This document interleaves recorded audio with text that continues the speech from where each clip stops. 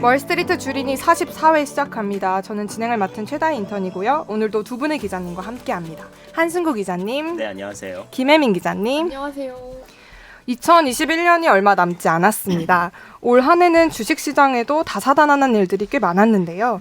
연초 코스피 3000 시대를 열었고 이후 많은 변수들로 혼조세를 보였습니다. 오늘은 2021년 증시를 결산해보는 시간 가져보도록 하겠습니다. 기자님 안녕하세요. 네, 2주 만에 보죠. 저 휴가 잘 다녀오셨나요? 아, 네, 집에서 뒹굴뒹굴만. 김혜민 기자님의 공석으로 멀스트리트 본방이 아주 시청자들의 불만으로 폭주했던 거 아세요? 한 분 아닌가요? 그분이 근데 계속 댓글을 올리시는 거예요. 거의 테러 수준으로. 아, 그랬어요. 저 초반만 보고 그냥 껐는데 그랬구나. 몰랐습니다. 네, 잘 다녀오셨죠? 네. 그때는 손석 기자 혼자 그냥 진행을 하시는. 멀스터치를 한참 네. 선배 해주시고 아. 이제 빠지고 손숙 선배 혼자 진행하셨어요. 네. 네. 우리 승구 기자님은 어떻게 지내셨어요? 저는 뭐 주말에 눈을 맞으며. 오, 눈 좋아하세요? 아들과 같이 눈에서 아들이 아니라 아. 따님. 네, 자꾸 나가자 그래가지고. 성별을 제가 마음대로 바꾸네요. 근데 딸이 엄청 좋아했을 것 같아요. 뭐 그냥 뭐 눈사람 하나 만들고 들어왔죠. 뭐. 눈오리 안 사셨어요? 눈오리? 되게 자상하시다. 그게 작년에 되게 네. 유행했었는데 그 네. 오리 만드는 게 제가 그때 안 사가지고. 아, 오래 못 사셨구나. 요즘 그게 굉장히 네, 핫하더라고요. 맞아요. 오리 모양으로 눈을 만드는 그 네, 맞아요. 트리. 오리도 있고 곰도 있고 네, 또 뭐 눈사람도 있고 다 모양이 있는데요. 저는 그날 아침에 집에 나갔더니 오후쯤 나갔거든요. 집에서 또 뒹굴거리다가 근데 제 차 위에다가 누가 눈 오리를 만들어 둔 거예요. 귀엽다. 두 가지 감정이 드는데 첫 번째 기스 안 났을까? 두 번째 너무 귀엽다. 근데 가까이 가서 보니까 이제 기스 날 걱정은 사실 이게 너무 귀여워서 잘 안 들고 네, 그 눈오리들 이렇게 해가지고 다른데 잘 모셔다 놨습니다. 따님과 같이 눈사람도 만들어주시고. 뭐 사실 저는 그냥 옆에서 서 있었고. 그러면 따님이랑 언니가 다 만드신 거예요, 눈을? 그 추운데? 아빠는 아무것도 저는 이제 옆에서 혹시 위험한 상황이 일어나지 않는지 옆에서 잘 지켜보고. 어떤 위험한 상황이 제가 봤을 때 놀이터에서 또 운동할 거리를 찾아 헤매셨을 것 같아요. 근력 운동 어떻게 그래서 했어요? 일단 잘 이렇게 눈사람 잘 만들면 봤습니다. 근력 운동 되지 않나요? 어쨌든 이렇게 뭐 눈도 내리고 이러니까 진짜 연말 느낌이 나네요. 맞아요. 이제 곧 크리스마스예요. 네. 이 방송 나갈 때쯤엔 네. 23일에 그렇죠. 나갑니다. 자, 그래서 오늘 저희 방송도 좀 연말 느낌을 내보려고 네. 오늘은 댓글과 셋불을 아주 과감하게 건너뛰고요. 제가 아주 특별한 코너를 마련했습니다. 건너뛰는 거 맞죠? 제가 아주 특별한 준비를 하나 했는데요. 골룸 어워즈라고 아세요? 혹시? 기자님? 알죠. 매년 했잖아요. 매년이 아니라 2년 전에 2년에 하고 네. 작년에 했구나. 못했었고 네. 아세요? 기자님? 골룸 모르겠는데. 어워즈? 모르세요? 뭐 최다 케미상 이런 거 상 주는 거 있어요. 뭐 이렇게 연말을 결산하면서 팟캐스트 내 프로그램에서 뭐 누가 좋은 케미를 보였는지 뭐 누가 어떤 뭐 드립을 날렸는지 뭐 이런 걸 이렇게 투표를 해서 상을 주는 그게 2년 그렇죠. 전에 처음 시행이 됐었거든요. 작년에 안 했다면서요. 작년에 안 하고 2년 전에 그건 그냥 한 번 한 거네요. 2년 전에 한 번.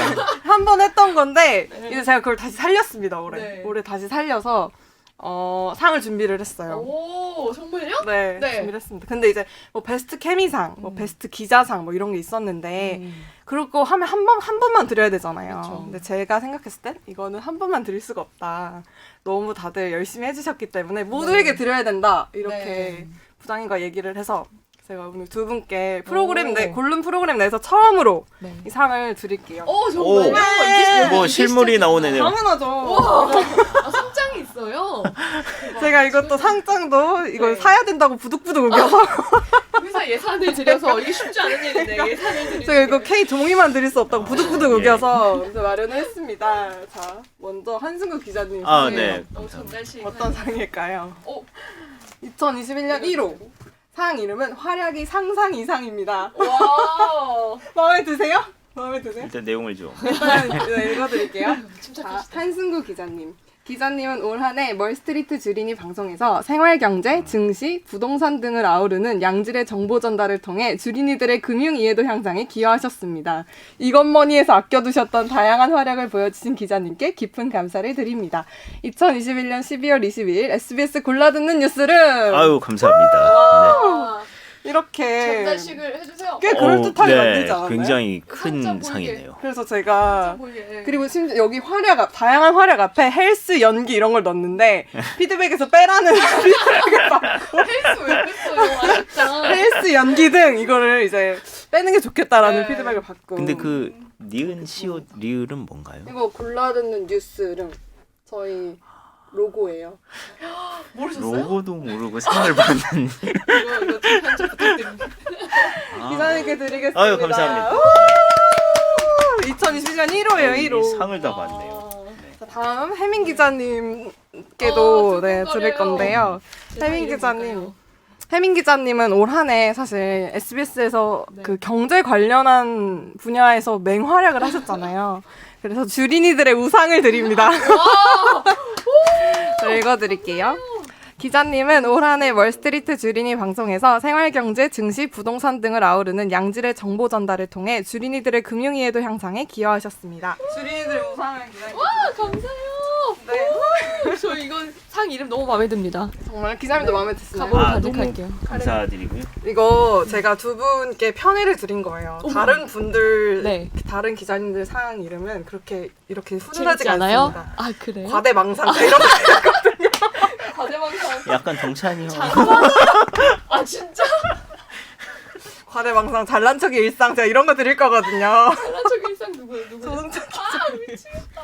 그래서 제가 두 분께 이렇게 특별히 사심을 담아서 열심히 네이밍을 애정을 해봤습니다. 담아서? 애정과 사심을 담아서. 네. 너무 고마워요. 네, 감동이야. 뭐 별거. 아, 뉴스룸. 이따가 저희 사진 다시 찍어요. 네. 네, 별건 아닌데 그래도 이렇게 약간 연말정산 기분을 내보고 싶었어요. 그러게요. 연말 느낌이 감사합니다. 확 나네요. 네. 네, 잘 보관하셨으면 좋겠습니다. 상상도 못했던 상을. 와 감사합니다. 자, 네, 그래서 오늘 댓글과 세분은 이렇게 두 분께 드리는 어워즈로, 네. 네, 저희 자체 어워즈로 대체를 해보고요. 눈물을 거두고 이제 아, 눈물 나셨어요? 눈물까지 나네요. 방송에 다시 임해 보겠습니다. 네, 그래서 이제 저희 2021년 주식 계좌가 어땠는지 네. 증시에 정말 많은 일들이 있었잖아요. 네. 좀 돌이켜보고 회고해보는 시간을 가져볼게요. 네. 자, 먼저 저희 모두 이렇게 개인 투자자로서 네. 소회가 어땠는지 간략하게 아. 말해볼까요? 이게 작년에 비해서 올해는 개미들에게 굉장히 힘든 한 해였던 걸로 기억이 됩니다.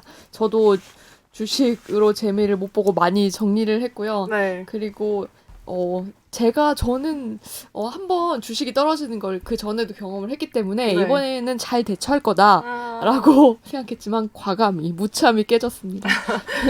이게 네. 자신의 그 감정을 이제 컨트롤하기는 굉장히 어려운 것 같고 네. 많이 공부하고 도전을 해야겠다 이런 생각을 했던 해인 것 같아요. 개인적으로 제 네네. 투자에 대해서 돌아보면 네 다른 분들은 어떠세요? 저도 네, 뭐 승모 선배님. 참여자로서의 소회를 물으시니 어떠셨어요? 정말 뭐 매매를 자주 하진 않았지만 굉장히 좀 이렇게 아둥바둥한 느낌이에요. 1년 장을 돌아보면. 예.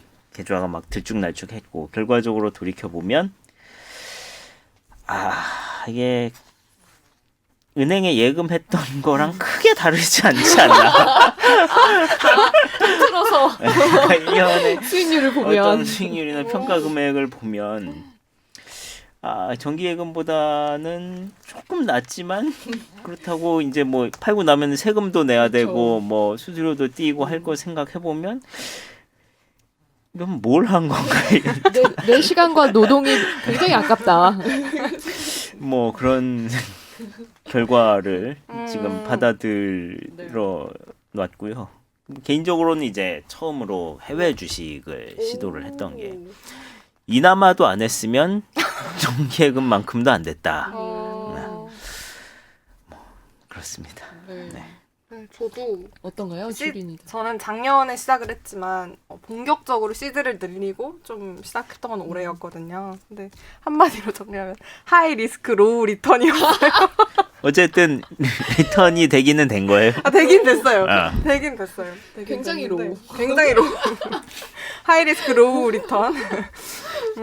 네. 마이너스는 아닌 거죠. 마이너스는 네, 아닙니다. 뭐, 왜냐 팔지 않아서.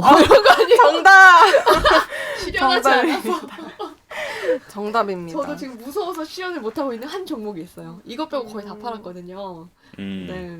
그거는 그냥 배당을 받는 게 낫고 자식에게 그냥 물려줄까도 자식에게 물려준다고요? 너무 옛날, 너무 나중 아니에요? 근데 어쨌든 참 뭐 코인이나 뭐 이렇게 굉장히 변동성이 너무 가파른 것들이 또 유행을 타면서 비교적 주식은 좀 안전자산으로 저희가 착각하고 보는 경우가 많았던 것 같아요. 제 친구들은. 주식은 위험자산. 그쵸. 그걸 요즘 느끼고 있습니다. 네. 원금을 까먹을 수 있는. 주식은 위험자산이다라는 걸 다시금 유념하면서 마무리 짓게 되는 연말인 것 같아요. 네. 이거 한번 볼까요? 네. 올해 그쵸. 동학개미들이 가장 많이 산 주식 그렇죠. 그리고 이 중에 마이너스가 난 주식은 몇 개인지. 자, 그래서 동학개미들이 올해는 또 1인 1계좌 시대가 처음으로 열렸던 한 해였는데요. 동학개미들이 순매수했던 상위 10개 종목을 분석한 기사가 있어서 가지고 와봤어요. 네. 올해 개인 투자자들이 가장 많이 사들였던 종목은 삼성전자, 그리고 현대모비스, SK하이닉스, 카카오, 현대차, LG전자, 네이버, SK바이오팜, 금호석유 등이 있었습니다. 네, 이 순서죠. 네, 이 순서대로 있었는데요. 이 중에서 동학개미들에게 수익을 안겨준 유일한 두 종목이 있는데 그게 바로 네이버와 SK하이닉스 이 두 개에 그쳤습니다. 네. 그리고 이 두 종목의 추정 수익은 각각 네이버 5.4% 그리고 SK하이닉스는 1.2%로 그렇게 높은 수익률은 아니었어요. 그렇죠. 뭐 이렇게 보니까 좀 많이 버신 분들보다는 좀 못 팔고 계시거나 또 잃으신 분들이 전반적으로 많아 보여요. 네, 그쵸? 맞아요. 그러니까 거의 80%의 비율로 10종목 중에 8종목이 떨어진 거죠. 게다가 지금 상위 3개 종목 가장 많이 샀던 그쵸. 삼성전자와 삼성전자 우 그리고 현대모비스는 다 많이 떨어졌습니다. 현대모비스 17.9% 떨어졌대요. 참 할 말이 많은데 이거 어떡하면 참 좋죠. 감당하기 쉽지 않은 마이너스 폭이죠. 혹시 자기가 구매했던 그 종목 중 여기 있는 거 있을까요? 있어요. 오, 여기는 개인 투자자들이라면은 네. 뭐 많이들 해당이 될 것 같은데요. 저도 있어요. 근데 이게 이제 17일 기준이고 지난주 기준이었던 것 같고 이번 주 들어서는 반도체가 조금 괜찮아서 아마 하이닉스도 조금 이거보다 높을 것 같고 네. 삼성전자도 아마 거의 이제 비슷해지지 않았을까 연초랑 비교를 해보면 네. 그렇긴 하네요.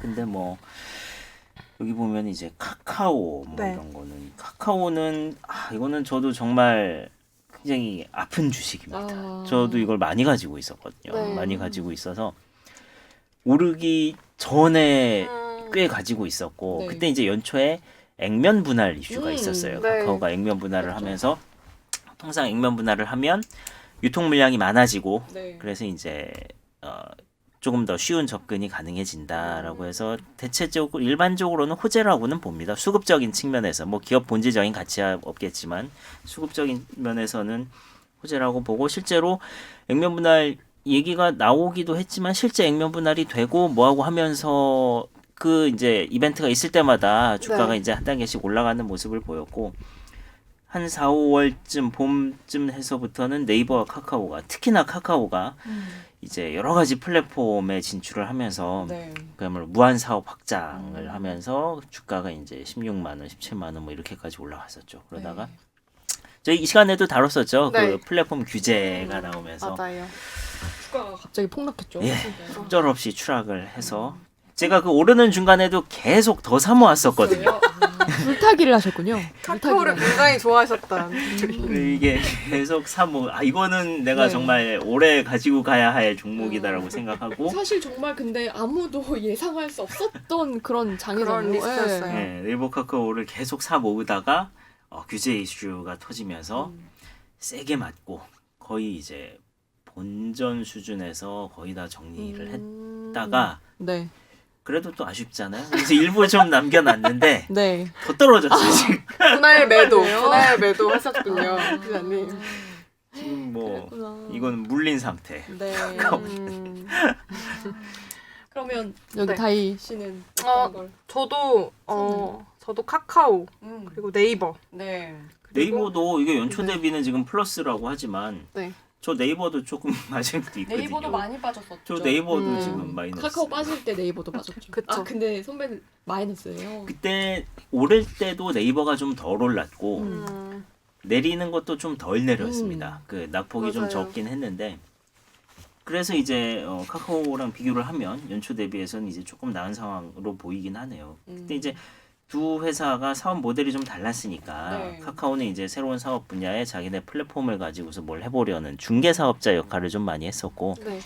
네이버는 이제 뭐 웹툰이라든가 쇼핑이라든가 네. 뭐 이런 사업 쪽의 비중을 좀 많이 가져가면서 상대적으로 플랫폼 규제에서는 좀 자유로운 맞아요. 그때 그래서 카카오와 네이버가 같이 떨어질 때 네이버는 플랫폼 규제에 해당하는 게 사실 많지 않다. 네. 그래서 네이버 떨어질 때 주어라라는 얘기를 많이 그렇죠.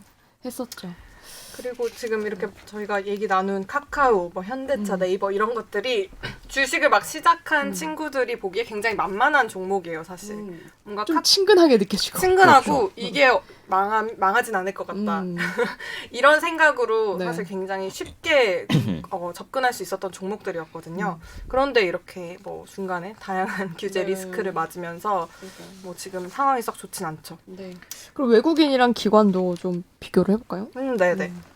외국인을 보면 이제 외국인들이 많이 사들인 종목들은 순서대로 보면 LG화학, KB금융, 하이브, 삼성 SDI, 에코프로비엠, 카카오뱅크와 카카오게임즈 등등이 있고요. 그리고 기관들이 가장 많이 사들인 종목들은 크래프톤, 카카오페이, 삼성바이오로직스, 고려아연, KT, 현대중공업 등등이 있습니다. 네. 외국인을 좀 먼저 보면 네. 개인들보다 좀 나은 게 그래도 이 10개 중에서 손실을 보지 않은 게 하나, 셋, 넷, 5개는 됩니다. 근데 뭐 LG화학이 1위라는 걸 보면 이 뭐 제가 LG화학 갖고 있었거든요. 그렇죠. 80만 원대 던진 걸 정말 어우. 잘한 오. 선택이라고. 얼마 전에 그 60만 원대까지 떨어졌어요. 지금 60 이게 오늘 같은 장에서도 네. 이게 어제 우리가 이제 뭐 시가총액 1, 2위가 삼성 하이닉스잖아요. 네. 그래서 우리는 반도체가 좋으면 좀 지수가 좋아 보이는 그런 영향이 있는데 네. 이런 장에서 LG화학은 지금 52주 신저가를 기록을 하고 있습니다. 그러니까 최근 1년 사이에 가장 낮은 가격. 그러니까 연중 최저 가격을 지금 기록을 하고 있고 이거는 그 카카오하고 그때 이제 카카오 규제 이슈 가지고 저희가 방송을 했을 때 제가 네. 그런 말씀을 드린 적이 있어요. 이게 규제는 이게 반도체는 업황이 사이클이 있으니까 가지고 있으면은 뭐 오를 거라는 기대는 어떻게 해볼 수 있겠는데 네. 규제는 이거는 되게 안 좋은 신호고 이게 앞으로 어떻게 될지 모르겠다. 네. 그런 면에서 내가 올해 이건 정말 악재구나라고 생각을 하면서 봤던 기업이 딱 두 가지가 있었는데 그게 카카오하고 LG화학이었거든요. LG화학은 뭐 잘 아시겠지만 그 분할 상장 LG 에너지 솔루션 그 이것 때문에 이제 LG화학이 올라갔던 건데 배터리를 띄어내서 상장을 한다고 하니 그리고 중간에 그 배터리 화재 네. 사건이 있었죠. 그 화재는 저는 그것도 아직 완전히 해결되지 않았다고 보거든요. 네. 이게 왜냐면 불이 한두 번 났던 게 아니고 네, 계속해서 나고 있는 상황인데다가 명확하게 이제 그 이슈가 지금 해결이 되고 있느냐 하면 그것도 아니고 네. 그래서 그리고 그러면은 2차 전지 업체 중에 뭐 LG화학이 그렇게 압도적인 기술력을 가진 업체가 맞나라는데 회의가 들면서 이게 산업 자체는 굉장히 커질 수 있겠지만 그 안에서 LG화학의 경쟁력은 진짜 이 경쟁하기는 진짜 쉽지 않겠구나. 근데 그래서- 이렇게 LG화학이 떨어진 그 계기가 됐던 게 올해 그 LG 에너지 솔루션을 따로 분할한다는 뉴스가 뜨면서 제가 주식 갖고 있었으니까 잘 안 돼. 맞아요. 그 뉴스가 뜨면서 계속 떨어지더라고요. 거기다가 이제 리콜 결함 있었고 그리고 또 하나 지금 2차 그 배터리 업계에서 네. LG화학이 굉장히 잘 나가다가 지금 세계 1위까지도 하다가 지금 떨어졌습니다. 그렇죠. 네, 이제 중국에 주도권을 뺏겼어요. 그래서 우리나라 2차 배터리 산업 업황이 앞으로도 계속 좋을 거냐 여기에 좀 의문을 갖고 있는 것 같아요. 물론 여기 이제 나왔지만 에코프로비엠처럼 그 기술력을 가지고서 네. 이제 설비와 장비와 부품을 만드는 회사들은 올해 이제 굉장히 이제 한 단계 좀 업그레이드되는 그런 모습이 있었는데 네. 이렇게 배터리를 만들어서 완성차 업체들의 납품을 해야 되는 정말 이 배터리 업체 경쟁이 앞으로 정말 엄청나게 치열해질 거다. LG화학, LG에너지솔루션이 어떻게 될까? 지금 뭐 이게 100만 원 가까이 갔다가 지금 네. 100만 원 60만 원 넘었습니다. 조금 네. 60, 와, 그러니까 100만 거의 한 넘었을 때 40%가 지금 빠질 것 같아요. 사람의 그 욕심이 문제인 게 100만 원 한 번 찍고 내려오니까 그쵸. 다시 100만 원 되겠지 하고 안 팔게 되더라고요. 못 팔게 되더라고요. 네, 그 100만 원이 내 돈인 것 같고 그렇죠. 실현을 안 했는데도. 그래서 지금 굉장히 많은 주주들이 피눈물을 흘리고 있습니다. LG화학을 가지고 계신 분들이. 그렇죠. 그렇구나. 뭐 굉장히 많은 전문가들은 올 한 해가 개인 투자자들에게는 굉장히 난이도가 높았던 네. 투자 난이도가 높았던 한 해였다고 평가를 하시는 것 같고요. 그 하나만 여쭤볼게요. 그 내년에 이제 LG 에너지 솔루션 IPO가 있을 텐데 네. 하실 건가요? 공모주 청약? 이번에도 하면은 뭐 몇 주 안 주겠죠? 네, 아마도 그럴 것 같아요. 저는 해보긴 해볼 것 같아요. 확실하십니까, 저는 기자님? 올해는- 항상 이렇게 하셨으면서 귀찮아서 막판에 안 하셨잖아요. 아 그거 했어? 나중에 늘 해보려다가 안 했는데 내가 그때 뭐 하려다가 카카오페이. 예. 아. 카카오페이. 그거 안 하기 잘하신 안 것 하기 같아요. 잘하셨어요. 카카오페이는 기자님은 다 계획이 있으셨던 거예요. 카카오페이가 그 다음에 얘기가 나오겠네요. 기관에서 얘기를 한번 해볼까요? 네네. 네. 그래서 내년에 IPO 근데 내년에 일단 내년에도 저는 박스피를 벗어나지 못할 것 같다는 생각이 들어서 뭐 대체로 기관들도 그쵸. 그렇게 전망하고 있는 네. 것 같아요. 그래서 저는 내년에 좀 돈을 투자도 좋지만 돈을 좀 모아야 되지 않을까 네. 이런 생각을 하고 있는데 IPO 하실 건가요? 관심 있으세요? 뭐 LG 에너지 솔루션은 뭐 관심을 가져볼 만할 것 같아요. 예. 그렇군요. 이따가 또 IPO 얘기 나눠보는 시간 있을 네. 것 같아요. 제가 찾아보진 않았는데 그거 네. 지금 뭐 다 나왔을 텐데 주관사랑 뭐 공모 가격이랑 뭐 아직 안 나왔네. 1월에 1월 말 정도에는 한다고 얘기를 들었어요. 그 기관도 볼까요? 기관이 가장 성적이 좋아요. 손실 난 게 3개밖에 없어요. 손실 추정이. 지금 기관이 사들인 것 중에 손실 추정 종목은 딱 3개인데요. 카카오페이, 현대중공업, 그리고 S-오일 이렇게 3개. 네. 그리고 있습니다. 많이 산 종목 중에 1위가 크래프톤. 와, 크래프톤은 이게 수익률이 굉장한데요. 성장하고 뭐 괜찮았고 기관은 어떻게 알았어요? SM도 진짜 많이 올랐잖아요. 네. 연초 대비. 그리고 삼성 바이오로직스 이것도 뭐 시가총액이 그렇죠. 지금 네이버가 지금 3위죠. 시가총액이 3위고 카카오가 한참 컸을 때 네이버와 이제 엎치락 뒤치락 하다가 지금 한 6위 정도까지 밀려 있는 상황이고 네. 삼성 바이오로직스가 아마 시총이 4위까지 올라 있을 겁니다. 그럼 이걸 보면 개미들이 그 직접 투자하는 거는 굉장히 위험하고 기관의 힘을 빌어야 되는 거 아닌가라는 생각 조금 듭니다. 사실 개미들이 뭐 산다고 해도 이게 저희가 뭐 엄청나게 고민을 해서 삼성전자를 뭐 몇십 주를 주문을 했다. 어휴, 그 호가창 이렇게 체결창 보고 있으면은 뭐 기관들 막 10,000주, 막 이렇게 20,000주, 뭐 이렇게 그냥 툭툭툭 주문 몇 개 들어오는 무슨 거 술 이름 보면 같다. 전혀 너무 현실적이지가 않아요. 만주. 내가 여기서 그야말로 개미 같은 거죠. 이길 수가 없습니다. 그러니까 그렇죠. 뭐 시장과 기관 외국인을 이기려고 하기보다는 어떻게 하면은 거기 이제 잘 묻어가서 할 수 있을까. 그렇죠. 뭐 개인 투자자들 나름대로의 또 전략이 필요할 것 같아요. 네. 시가총액 순위에서도 올해 눈에 띄는 변화가 좀 있었을까요? 그건 제가 좀 전에 말씀을 드렸네요. 네네. 예, 뭐 삼성바이오로직스가 네. 이제 중요한 포지션을 차지했다는 거. 그다음에 뭐 카카오가 엎치락 뒤치락 많이 올라왔다가 카카오 자체는 그렇지만 이게 상장한 회사들이 규모가 좀 커서 그룹 전체로 보면은 뭐 그룹 시가총액 순위로는 좀 많이 올라갔을 수 있겠네요. 그쵸. 올해 뭐 시총에서 제일 기억에 남는 건 그 네이버와 카카오의 접전이었던 것 같아요. 네. 그렇게 기억이 되고요. 카카오페이가 얼마 전에 네. 그 임원들이 다 똑같은 날에 한꺼번에 주식을 팔면서 주가가 대폭 하락했어요. 그래도 되는 거예요, 근데? 그게 법적으로는 문제가 없는데 네. 임원들이 같은 날 팔았다는 거는 사장을 포함해서 당연히 입을 맞췄고 위에서 결제가 났기 때문에 팔았을 걸로 보이는데 팔지 못하는 그 묶여 있는 네. 직원들, 그다음 기관 그리고 그들을 믿고 산 이제 개미들을 다 같이 배신하는 일 아닌가 그런 생각이 듭니다. 이런 일 때문에 카카오는 앞으로도 크게 성장하기가 쉽지 않지 않을까?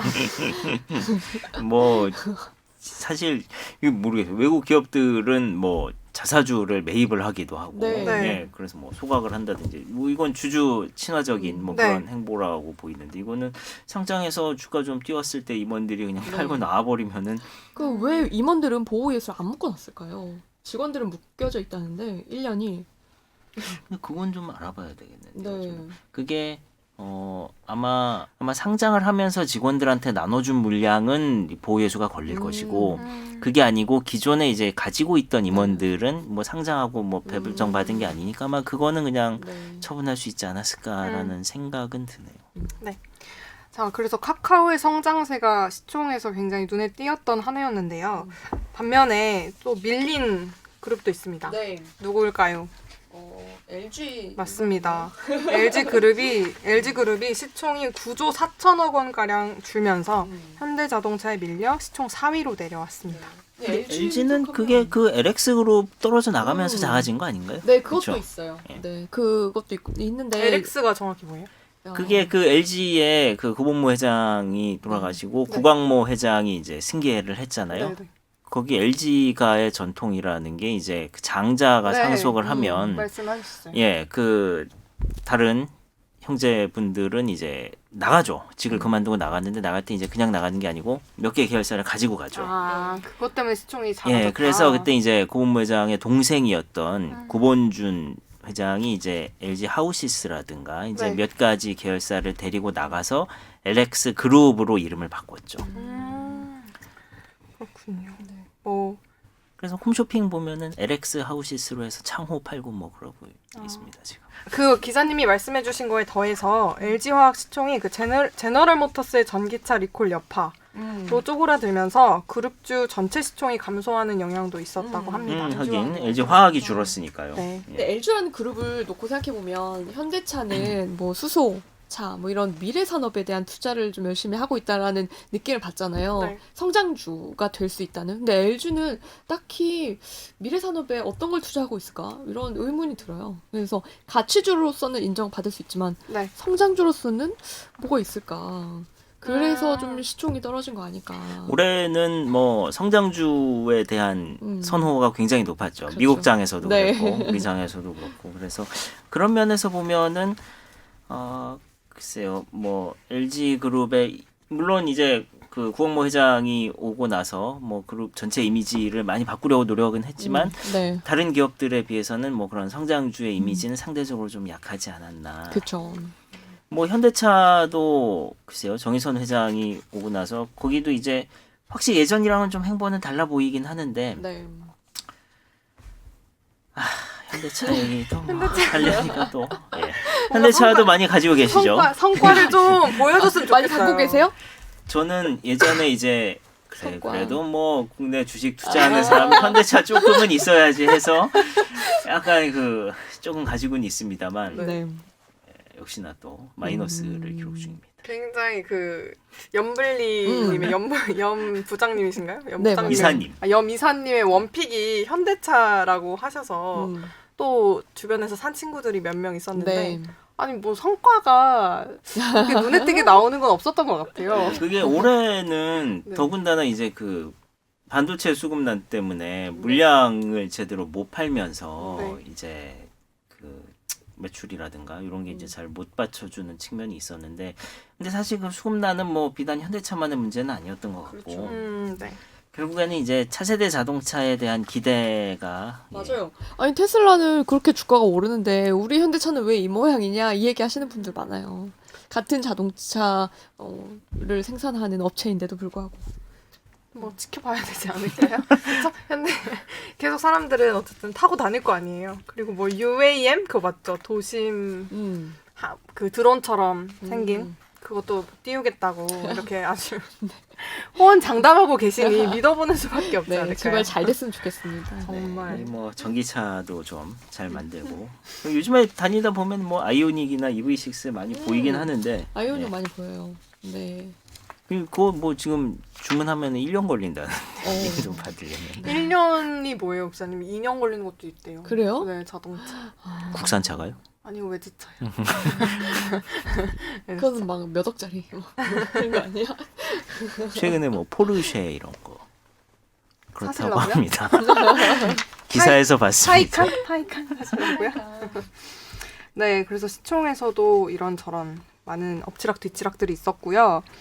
아까 얘기 잠깐 했지만 공모주 청약 열풍이 전 올해 증시 주식시장을 관통하는 키워드 중 하나라고 생각합니다. 네. 왜냐면 이 전까지 뭐 그냥 조금씩 이렇게 주식 샀던 친구들도 이번 연도에는 좀 더 적극적으로 공모주 청약 방법을 알아보고 그렇죠. 직접 이렇게 청약도 해보고 네. 이랬던 직접 행동으로 옮겼던 친구들이 많았던 한 해로 저는 기억을 해요. 맞아요. 저도 친절한 경제에서 여러 번 소개했어요. 그렇죠. 그래서 직접 혜민 기자님 또 해보기도 하셨잖아요. 그렇죠. 직접 몸으로 뛰며 이렇게 취재를 열심히 하셨는데 올해 공모주 가운데 20일 기준 공모가를 웃도는 종목은 전체 92개 중 58개라고 합니다. 나머지 34개는 공모가를 밑돌고 있다고 해요. 올해 IPO 시장이 정말 몸집 큰 IPO가 온다. 이런 기사들이 많았는데 불확실성도 커졌다는 좀 얘기도 많았고 이제 IPO로 돈 못 번다. 이런 좀 차가웠던 시선도 있었던 것 같습니다. 이게 우선 처음에 공모주가 너무 열풍이 심하니까 네. 이걸로 얼마를 벌었다라는 사람들이 많이 나왔고 그러면서 뭐 따상상 네. 뭐 그런 말이 나와요. 네. 그래서 이제 국민적 열풍이 불었잖아요. 그랬더니 정부가 이걸 조금씩 규제를 하기 시작했고 게다가 공모주가 이렇게 갑자기 상승세 열풍을 타니까 그 회사들이 아예 공모가를 높여버립니다. 그러면서 이게 따상을 하기가 어려워지는 주 원인이 됐다고 봐요. 공모가를 공모가 높이 자체가. 제시하는 네. 거니까. 그래서- 중간에 그래서 금감원에서 니네 이거 너무 높게 맞아요. 잡은 거 아니냐 뭐 이렇게 그게 해서 크래프톤. 예, 아주 이례적인 네. 뭐 그런 그게 이례적인 네. 그렇죠. 사실 이거 뭐 시장에서 결정해가지고 가지고 오는 건데 이거 너무 많이 가져온 것 같은데라고 맞아요. 해서 빠꾸를 시켰던. 그렇죠. 내렸죠. 그래서. 예. 네. 올해 뭐 많았죠. 뭐 카카오페이, 카카오뱅크, 크래프톤, SK 바이오사이언스 네. 뭐 이런 거 막 시가총액 수십 맞아요. 조씩 되는 기업들이 막 올라왔으니까. 그래서 제가 이제 이거 IPO를 하면서 저도 참여를 하면서 느낀 게 있는데요. 결론은 하나로 좀 모아지는 것 같아요. 이제는 공모주를 샀다고 해서 방심하고 계속 들고 있지 말아라. 초반에 좀 오른 것 같으면 팔아라. 이게 정답인 것 같아요. 카뱅이 정말 그걸 보여주는 어. 대표적인 예시였죠. 그랬죠. 그 뒤에도 처음에만 반짝 올랐다가 그 뒤에 떨어진 주식들이 굉장히 많아요. 그러니까 그걸 유념해서 좀 투자를 하시면 그래도 내년에는 조금 재미를 볼 수 있지 않을까.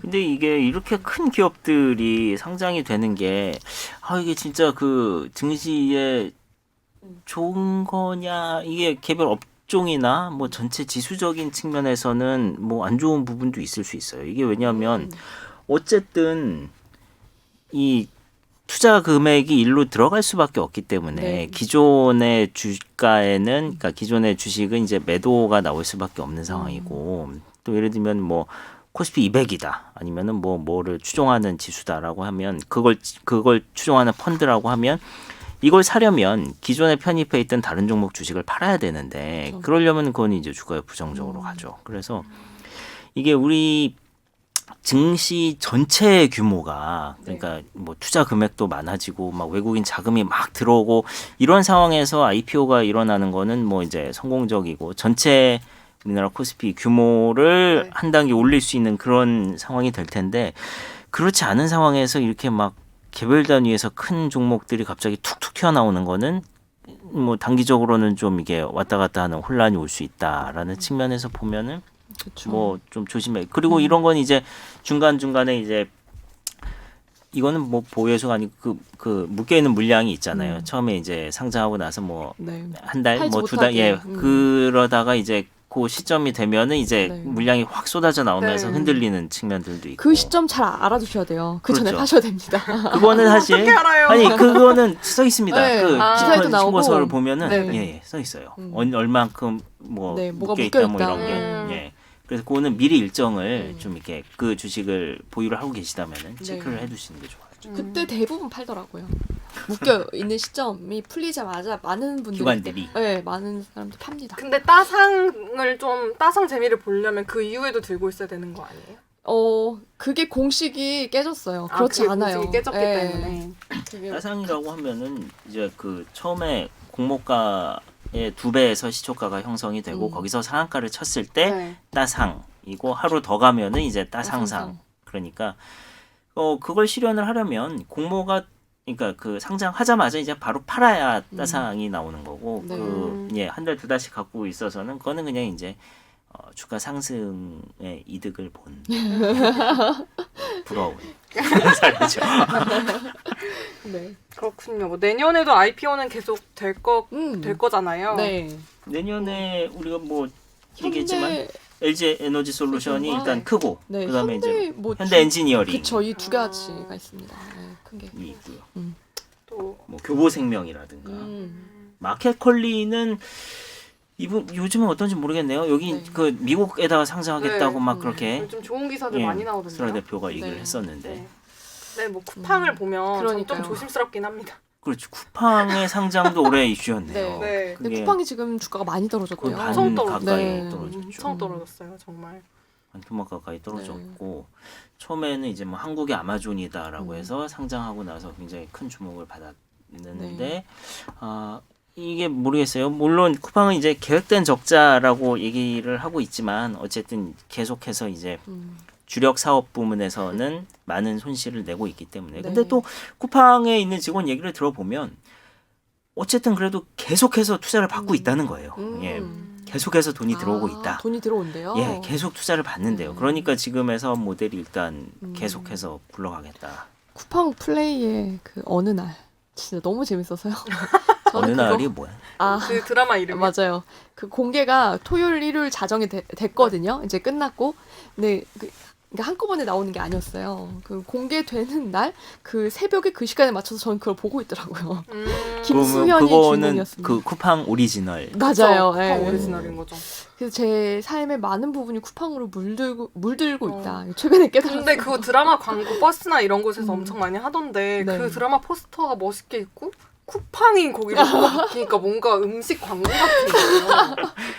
아 그러게 쿠팡 이츠도 쓰고. 그쵸. 막. 그래서 이게 이게 드라마구나 오리지널 네. 콘텐츠구나라고 인지하는데 조금 그 시간이 걸리는데 뭐 네. 주가는 SNL도 그렇고. 그쵸 주가는 네. 좀 안 좋은데 뭐 반응들은 그렇게까지 나쁜 것 같지도 않고 김수현 씨가 네. 여자 주인공은 여자 주인공은 그렇게 이름 있는 분은 없고 차승원이 변호사로 나옵니다. 네. 뭐 외국 드라마가 원작이긴 한데 외국 원작. 네, 그래도 굉장히 재밌어요. 좋습니다. 그래서 뭐 마켓컬리도 정말 쓰는 친구들 많거든요 제 주변에 관심이 있다면 들여다보는 것도 좋을 것 같습니다. 네. 네 다음 이거 빼놓을 수 없죠. 삼성전자 10만 전자 갈 거라고 얘기하셨던 연초에. 그쵸. 정말 그때 장밋빛 기대가 그 장밋빛 미래에 대한 기대가 정말 컸던 그러니까. 게 엊그제 같은데 벌써 이렇게 12월이 됐다니. 네, 3천 넘고 막 그랬을 때가. 그때는 대단했죠. 1월 네. 초에 정말. 그때 그 주식 시작하신 분들도 엄청 많이 계실 거예요. 그리고 작년 주식시장을 이끌었던 것도 삼성전자가 큰 몫을 하지 않았나요? 그때 코로나 맞아요. 왜냐면 작년 터지면서 3월쯤에 제가 삼성전자 주식을 샀거든요. 5만 5천 원에.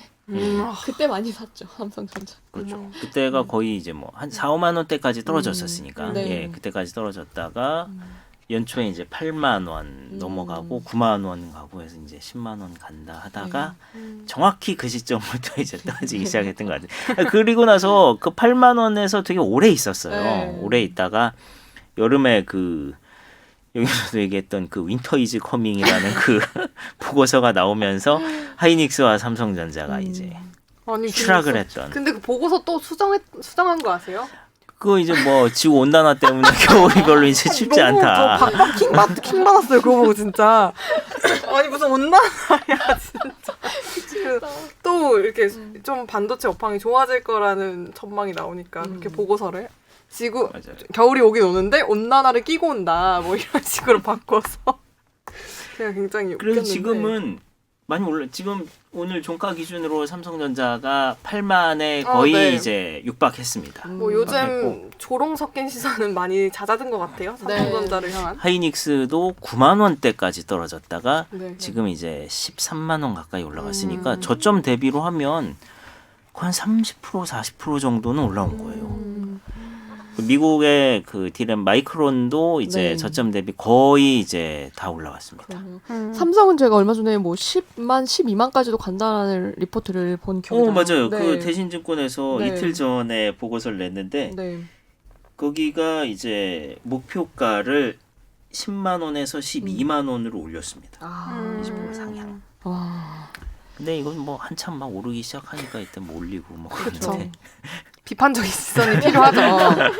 필요한데 근데 뭐 반도체는 업황이 있다고들 하잖아요. 네. 내년에는 어떻게 좀 좋아질까요? 물론 업황과 뭐 주가가 항상 맞아 떨어지게 갈 거라는 건 장담 못 하겠지만. 정말 그건 그래요. 이게 물론 아무리 주가가 뭐 실적을 수렴한다라고 말은 하지만 네. 우리나라 기업들은 이게 정말 그냥 뭐 실적 좋으면은 다음에는 나쁠 거야 하면서 떨어지고 네. 뭐 선반영 된 거야 하면서 떨어지고 뭐 마법의 이러니까 당. 선반영 그 맞아.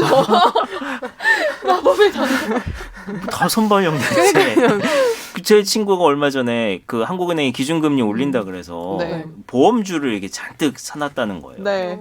근데 금리를 올렸는데 막 떨어진다. 왜 떨어지냐? 왜냐? 재료 소멸. 선반영. 진짜 웃기다. 뭐 이건 뭐 진짜 해석하기 네. 나름입니다. 저 올해 삼성전자 또 실적 자체는 되게 좋았잖아요. 네. 그렇죠. 실적 그 좋고.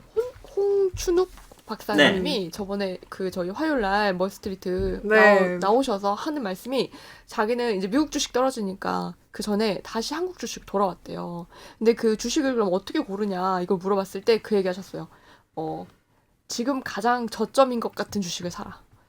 네. 그래서 이게 올라갈 것 같은 주식 말고 앞으로 더 오를 것 같은 거 말고 더 떨어질 더 떨어질까 이 싶은 거. 이쯤에서 이게 완전 저점인 거. 그러니까 뭐 예를 들어서 뭐 삼성전자가 굉장히 많이 떨어졌어요. 떨어질 일이 없는데 이유가 없는데 그럴 때 들어가라는 거예요. 물론 이제 이미 물려 있으면 못 사겠지만 사기가 쉽지 않겠지만. 오, 쉽진 않죠. 네. 저도 반도체 주식들이 있습니다. 저도 삼성전자, 하이닉스가 네. 있는데 하이닉스가 10만 원 밑으로 내려갈 때는 이거는 진짜 이거는 가격이 되게 매력적인 구간이라는 생각은 드는데 이게 정말 본능이 이게 손이 네. 안 클릭이 안 못하게 된다니까요. 하더라고요. 네. 그래서 그러다 보니 순식간에 거기부터 이제 뭐 30% 이렇게 올라버렸죠. 맞아요.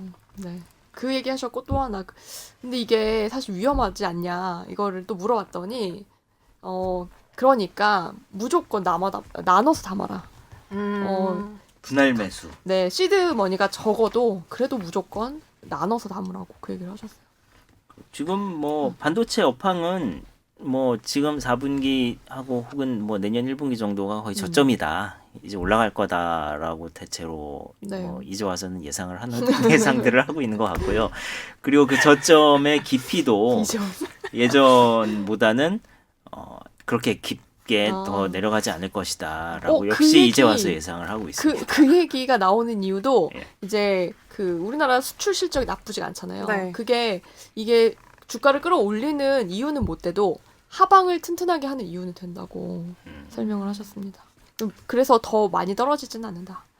그리고 저는 사실 이 취재를 굉장히 해보고 싶은데요. 그 삼성전자 앞으로 10만 전자, 12만 전자 갈 거다라고 호언장담했던 그 주식 투자 방송에 나왔던 많은 분들을 한번 그때 왜 그랬냐. 해명의 기회를 한번 저도 그러니까. 드리는 콘텐츠를. 그분들 묶어서 요즘 주적처럼 뭔가 짤이 돌고 있어요. 그래? 뭐 보고 메모리 싶은데. 사이클로 보면 우리 삼성전자와 하이닉스 중에는 하이닉스가 훨씬 더 그 사이클에 민감하죠. 여기는 이제 디램이 주로 하는 데고 네. 삼성은 이것뿐만 아니라 이제 뭐 핸드폰도 만들어야 되고 가전도 만들어야 되고 이제 사업 분야가 다양하게 있기 때문에 네네. 메모리 업황에 따라서 직접적으로 이제 회사의 수익이 연관되는 그 정도는 하이닉스가 이제 훨씬 더 밀착이 돼 있고요. 네.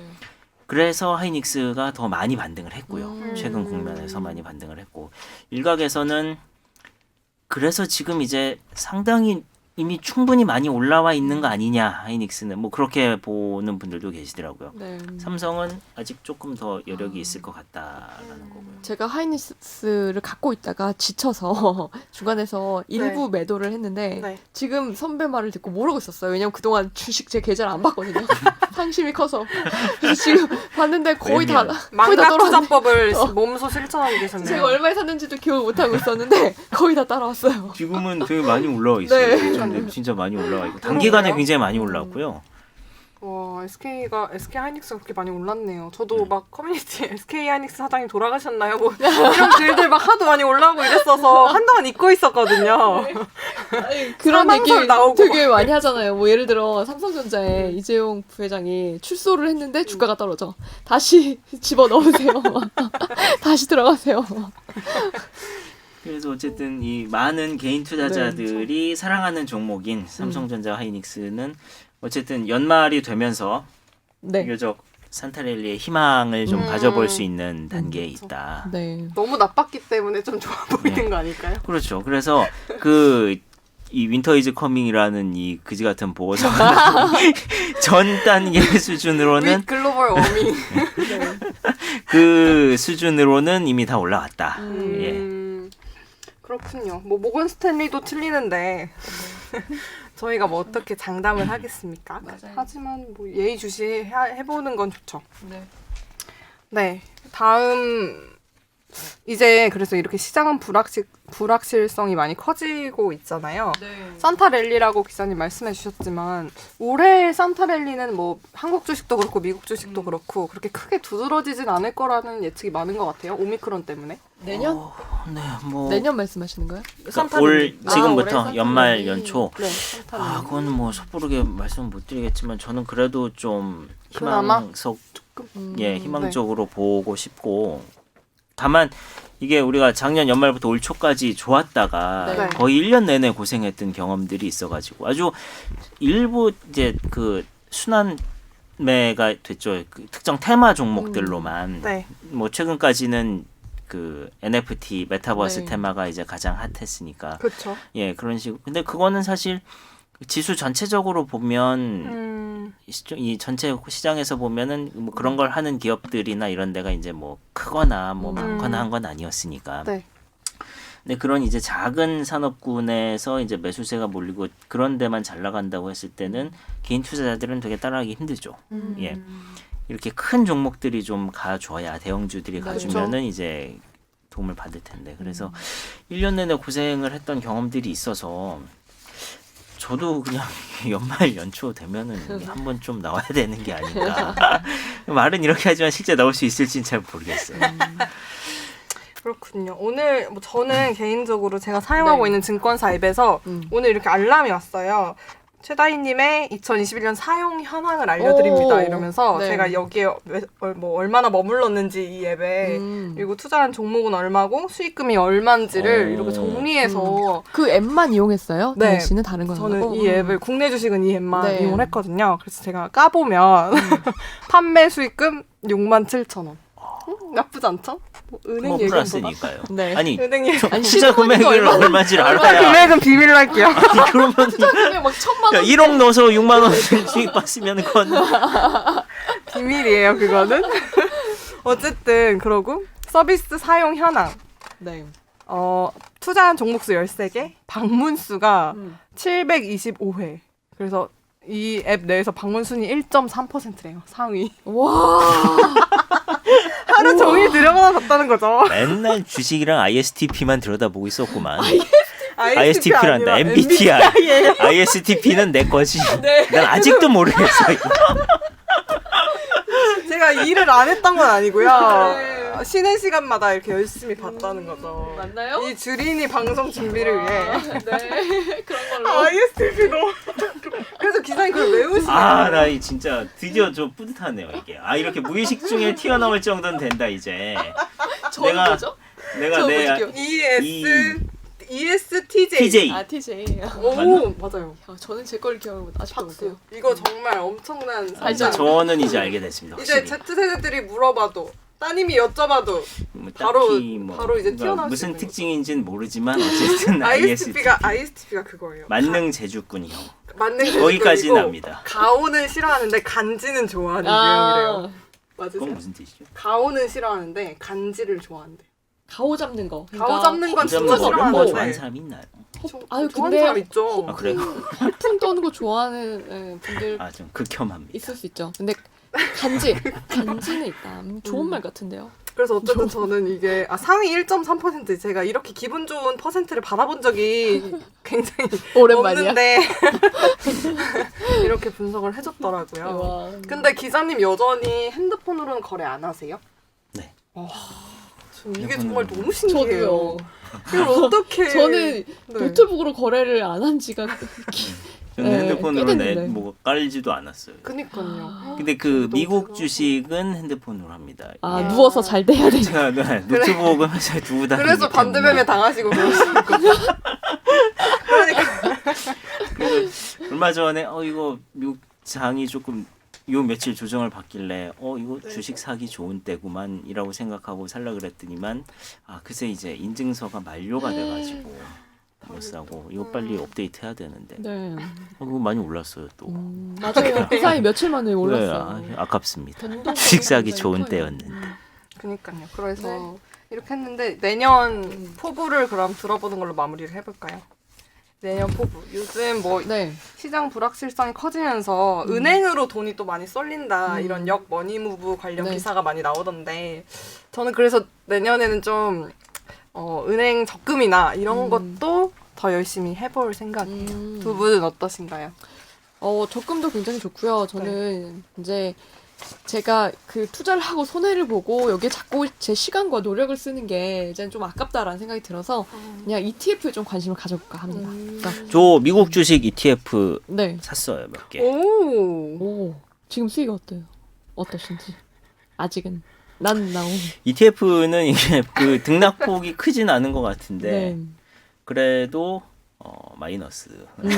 약간 국내 장에 좀 이렇게 약간 지루함을 느끼시고 옮기신 건가요? 예, 저도 이게 국내 주식을 상당히 좀 정리를 그때 이제 카카오 같은 네네. 거 네. 확 떨어지면서 거의 이제 저점 구간에서 카카오 정리하고 정말 운 좋게 그 메타버스 테마를 타서 좋은 수익을 냈던 주식을 정리를 하고 130% 내셨던 거요? 150% 와. 정말 운이 좋았습니다. 근데 그거 조금 사셨다면서요? 네. 되게 조금. 아무튼 그런 거 이제 네, 정리를 실현하고 하셨군요. 네. 팔면서 그 돈으로 이제 미국 주식을 사기 시작한 거고요. 그래서 주식 계좌에 돈을 더 집어넣지 않은 지는 몇 달 됐어요. 저도인데. 예, 그러니까 그 가지고 있는 비중을 이제 좀 나눠 가고 있는 중인 거죠. 그거 150%그 종목은 파시고 어떻게 됐나요? 등락이. 재투자하고 계시는 거죠? 아니요, 그 팔고- 해당 종목은 팔고 그 이후로 많이 떨어졌고요. 와. 근데 제가 그때 또 분할 매도를 한답시고 이제 다 팔지 않고 좀 남겨놔서 그거는 이제 좀 아깝게. 잘하신 거예요. 그래도. 그러니까요. 기자님 올랐을 수도 있잖아요. 그러니까 기자님 올랐으면 얼마나 배가 아팠을까. 그렇군요. 네. 그래서 ETF에 관심을 갖고 계신다. 네, 그래서 내년에는 아예 그냥 저도 네, 뭐 연동되는 괜찮은 것 같아요. ETF가 네. 낫지 않을까. 그 서점에 갔는데 다 ETF 책이더라고요. ETF 책도 요새 요즘에는. 엄청 많죠. 네. 그리고 이게 그 ETF가 여러 개 이제 막 상장을 하고 우리나라에도 뭐 몇백 개 비트코인 되더라고요. ETF도 생기고. 미국에서는 비트코인 네. ETF도 생기고 그 편입 종목들을 보면 최근에 이제 어떤 종목들이 시장에 관심을 받는구나, 기관에 관심을 받는구나라는 거는 이제 어느 정도는 추릴 수 있을 것 같고요. 왜 메타버스 ETF가 얼마 전에 4개인가가 한 번에 상장이 됐을 때 들어가 보면 이제 공통되는 주식들이 몇 가지 있었거든요. 네. 기업들이 있었거든요. 네. 그런 기업들을 한번 보시고 네. 그다음에 뭐 어쨌든 그 ETF가 인기를 끌어서 자금이 몰린다고 하면 그 주식에는 뭐 호재가 될 수 있으니까 그런 건 한번 뭐 직접 하셔도 좋고 네. 그렇게 뭐 개별 종목까지 세세하게 하기 힘드니까 우리가 ETF를 하는 거잖아요. 개인 투자자들은. 그렇군요. 네, 다시 얘기하셨어요? 네. 뭐 네, ETF 하시고 저는 글쎄요. 뭐 이제 어쨌든 내년에도 금리가 더 오르겠죠. 몇 번은. 네, 미국은 이미 그쵸. 3번 인상을 하겠다고 예고를 했고 우리나라는 2번 올렸지만 어쨌든 추가로 올린다고 하면 뭐 이렇게 예금이나 적금 금리도 오르겠죠. 최근에 그 카카오뱅크 같은 경우는 아마 요즘에는 다른 은행들도 이런 서비스를 많이 하던데 세이프박스 뭐 이렇게 해가지고 네.